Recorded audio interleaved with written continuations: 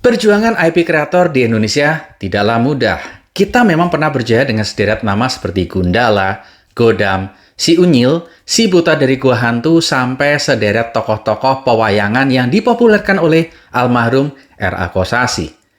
Tapi sayang, sekarang spirit itu mulai memudar seiring masuknya IP-IP dari negeri asing. Nah, apakah benar bahwa IP kreator Indonesia atau negeri kita itu memang kalah kelas atau kalah bersaing dengan mereka yang dari sono? Nah, apa sih yang salah? Simak terus video ini.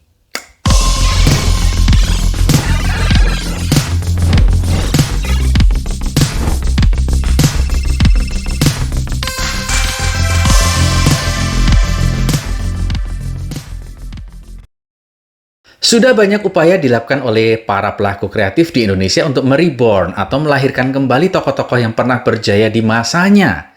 Dari sisi kualitas, special effect, desain, cerita, sudah matang banget, udah bagus banget.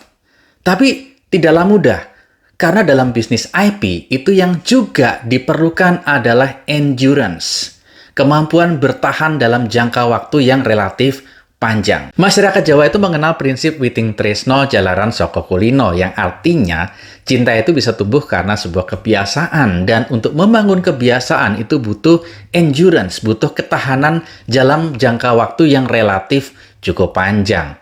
Tentunya kita tidak asing dengan sederet nama seperti Superman, Batman, kemudian dari Marvel Studio ada Iron Man, Spider-Man, Hulk, dan seterusnya, bahkan sampai ke negeri Sakura.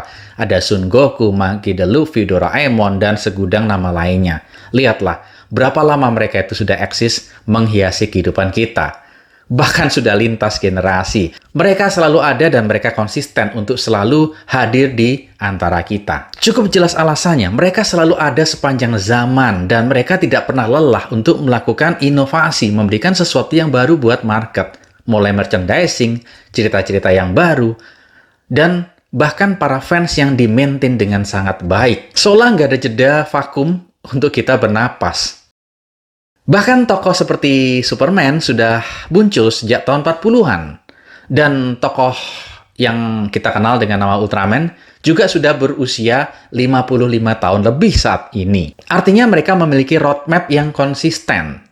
Bisnis IP bukan hanya bicara keahlian, kepiawaian dalam merancang cerita, desain, dan permainan efek.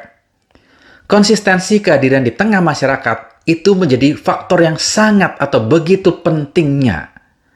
Itu yang membuat mereka lebih mudah dikenal oleh pasar, karena mereka menjadi sebuah kebiasaan.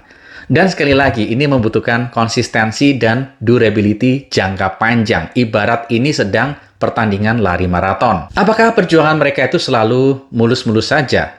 Ya pasti enggak lah, banyak masalah juga yang mereka hadapin. Tapi yang pasti, mereka nggak pernah berhenti untuk eksis hadir di tengah-tengah masyarakat, khususnya di hati para fans. Kepastian kehadiran mereka itu menciptakan sebuah kebiasaan, dan hanya dengan kebiasaan yang konsisten, itulah yang akan menciptakan rasa suka dan cinta. Bahkan mungkin bagi orang-orang yang awalnya nggak suka, bisa jadi suka dan jatuh cinta. Itu rahasianya. Bisnis IP adalah bisnis investasi yang jangkanya bisa panjang.